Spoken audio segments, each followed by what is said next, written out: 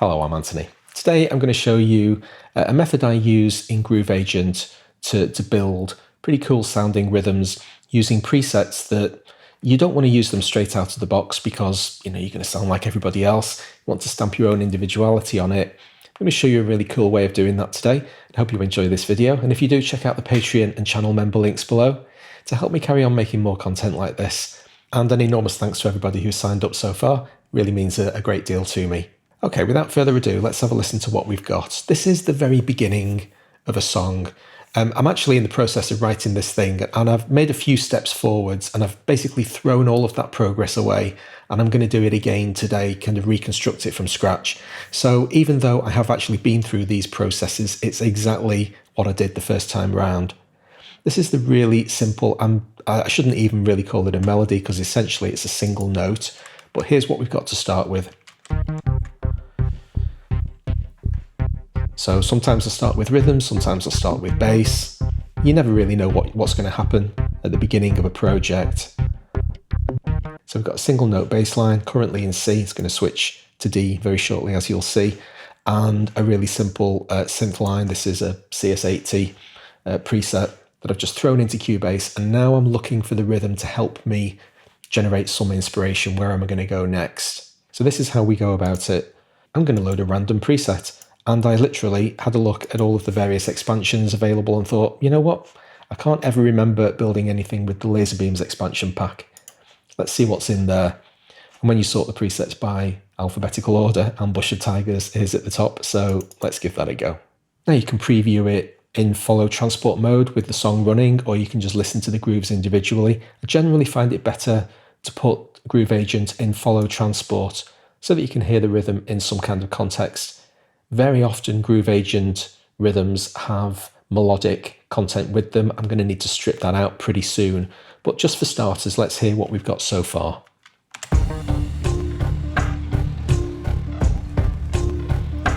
Now, even though we have melodic content there is actually a really serendipitous groove. They're both actually kind of grooving around on the simple, constant beat kind of thing. So there's a lot of potential there. And I'm not going to worry about the melodic content because I'm going to throw that away. So having already identified that this is potential, this groove has potential, I'm going to have a very quick listen to each of the patterns just to see whether or not there's one that's obviously going to fit better than others. This is the one that we started with. And now we'll spend no more than a minute listening to each of the patterns, getting a really quick idea of where they all sit. Very similar. Okay, so that one immediately strikes me as having this fairly quick repeating kind of hat line, which has potential interest. I'm not sure I want it right at the outset, but that's something that I'm going to stick in my notebook. There's another one with a constant hat line.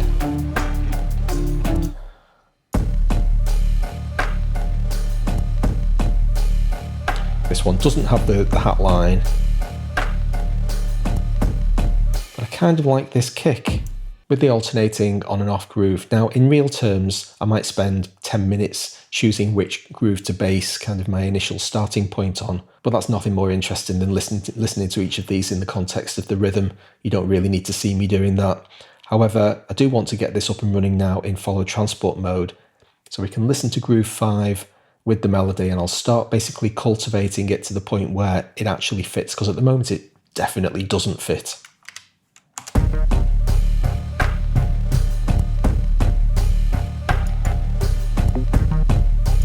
Okay, so first things first, I need to get rid of all that melodic content. Now, generally speaking, you'll tend to find that the melodic instruments sit above and below the standard patterns.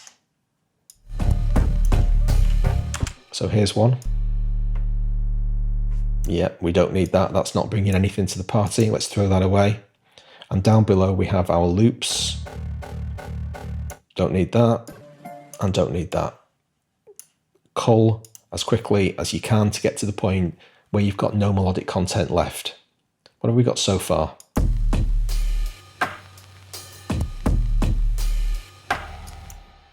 Now there is still a little bit of melodic content there. I'm actually going to leave it in because I kind of like the feeling to it, And at this point, I'll jump back up to my bass line and figure out, kind of realize that that rhythm is fundamentally based in D, even though I've stripped most of the melodic content out. But because I want to leave it there and it works quite well with the groove, or it would do if they were both in tune, I'm right at the beginning of my song here. I'm not tied to C. I'm just going to move the entire thing up to D. And I'm making really quick snap decisions here, like I say, to get me up and running as quickly as possible. So now that I've moved the melodic content so much as it is up to D, how does that work with the rhythm?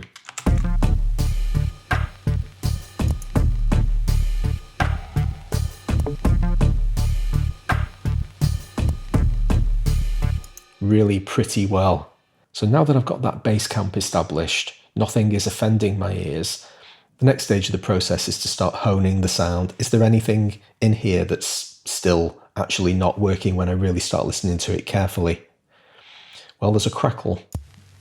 This sound effects on E2 is literally just adding crackle to the sound. Now that I've noticed it, do I want it to be there? Let's try muting it. No, that's not bringing enough to the party to warrant its place, and I'm going to throw it away. The next thing that grabbed my attention was this D♯2 ride. Now, when I select the note, you can see that only every other note is actually sounding quite loud. The second note is kind of a ghost. It's almost inaudible. But do I want it to be there? Because the moment you notice it, it starts becoming a bit irritating. And so, after a couple of minutes, I think, you know what? I don't want that either. I'm going to throw that away. Let's have a listen to each of the percussion sounds that's left. And at this point, I'm just really trying to figure out whether or not there's anything kind of lurking in the background. That's got a little bit of tonality to it, but I'm okay. It sounds pretty good. I'm going to leave it there. And the kick also has that element of tonality to it, but it also sounds pretty good, so I'm going to leave that there too. So is there anything in this groove that's still annoying me? This is a subtractive process at this point. And the answer is no. That's working really well. There's occasional different kinds of percussion sounds just popping in, those kind of woodblock sounds. Everything sounds pretty good. And that's where the story ends as far as Ambush of Tigers is concerned. Thanks very much. I'm going to mute you, and I'm going to bring in a second instance of Groove Agent. And I'm essentially going to do the entire process again. Now, just because I wanted to play with the Laserbeam's expansion and really kind of stretch its legs today, I decided to use that expansion again. I'm going to choose a second drum kit from the same expansion pack. Now, I did the first pass of this a couple of days ago, and I think I must have been pretty lucky because you don't usually hit the bullseye twice back to back, but I actually did because I randomly picked Stargazing, just double-clicked on one of the presets without really thinking about it, and this is what we've got here.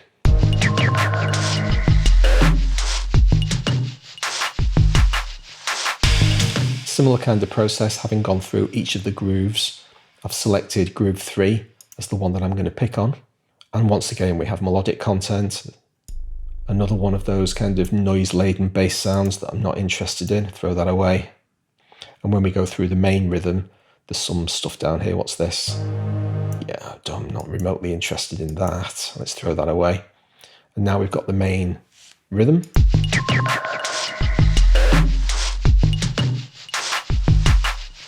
Okay, so there is some tonal content in there. I'm going to have a bit of a think about that. It actually turns out to be this F1 tom. We'll circle back round to that shortly. It is going to need attention. But just for now, I want to hear this rhythm in the context of the bass and synth line.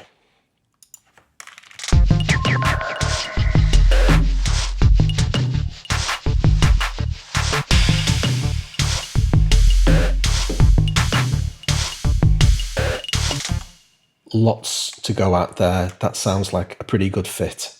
It's usually a little bit harder to find presets that snuggle in quite so comfortably, but in this case they just happen to. So go with it. We're very much not the finished product though, so a similar kind of approach. I'm firstly just going to listen to the entire thing to see if there's anything that leaps out at me as wrong, and then once I've taken those things away, I'll be a little bit more forensic.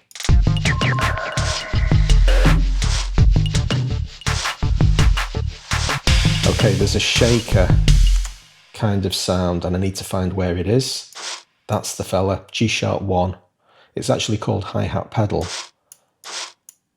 but it's much more like some sort of shaker effect. And now that I've heard it, I can't unhear it, and I don't want to hear it, so I'm going to throw it away.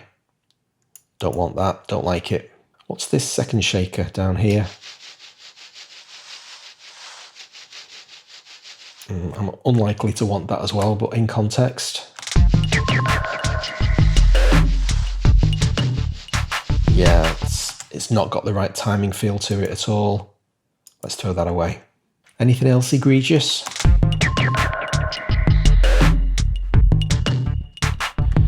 Now the next one on the target list didn't immediately jump out at me. In fact, it was only when I started going through each of the sounds one at a time that I thought, oh, where's that? And what does that sound like? And it's the E1 rim. It sounds like this, which is an inoffensive sound in its own right, but the rhythm of this rim simply does not fit with the rest of the groove. It just sounds like random woodblocks being struck by somebody who really isn't listening to the tune at all. So the moment I identified it, and I was kind of surprised when I heard how wrong it sounded to my ears when I noticed it, how long it took for me to notice that it was actually there and not playing well with the rest of the rhythm. So in typical Brutal fashion, we throw all of that away as well.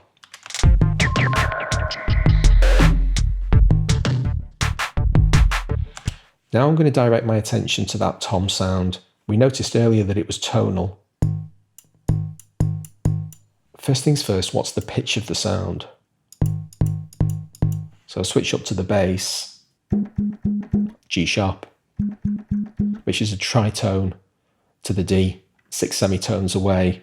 Now dissonance can be okay, but in this case I don't really want, if I'm going to have any tonal content to my rhythm at all, and that's a very big question mark, I certainly don't want it to be tritones, not as a matter of course anyway.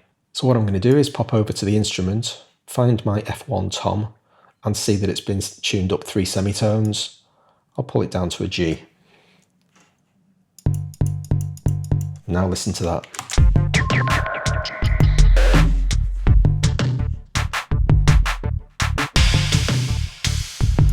Sounds better to my ears from a tonal perspective, but now there are simply too many of them.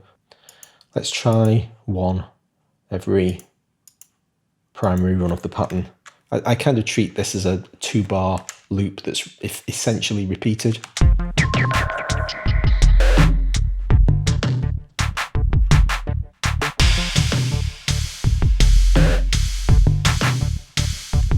Okay, that's the right number of tom hits. And as I was listening to it on that pass, the next thing that kind of jumped up at my mind is that this ride sound is really good and I really like it. I just don't want 8 of them. Let's try halving the number and see if that makes it a bit more subtle.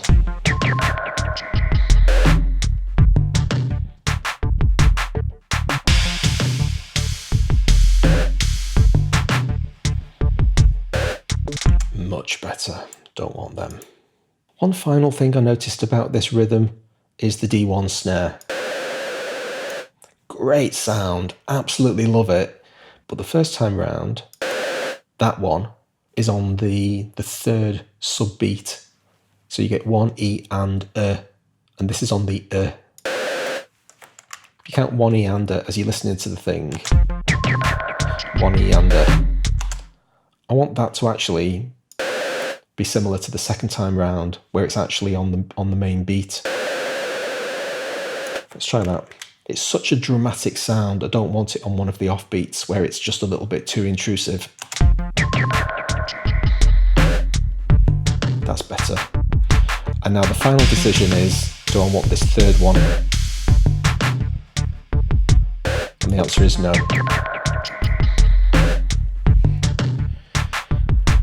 So I've thrown away all of the offensive stuff. I've done a little bit of pruning on the pattern, and in really not very long at all. In real terms, the first time I did this stuff, it probably didn't take me more than 10 minutes. I'm not being much faster this time round than I was the first time round. I make all of these decisions really, really quickly, because all I'm looking for, like I said earlier, is this base camp upon which to build the rest of my attack. So I'm just looking for a palette of interesting and cool sounds at the moment. And everything in that rhythm sounds really good. Now what I want to do is bring Ambush the Tigers back in and see how those two rhythms work together.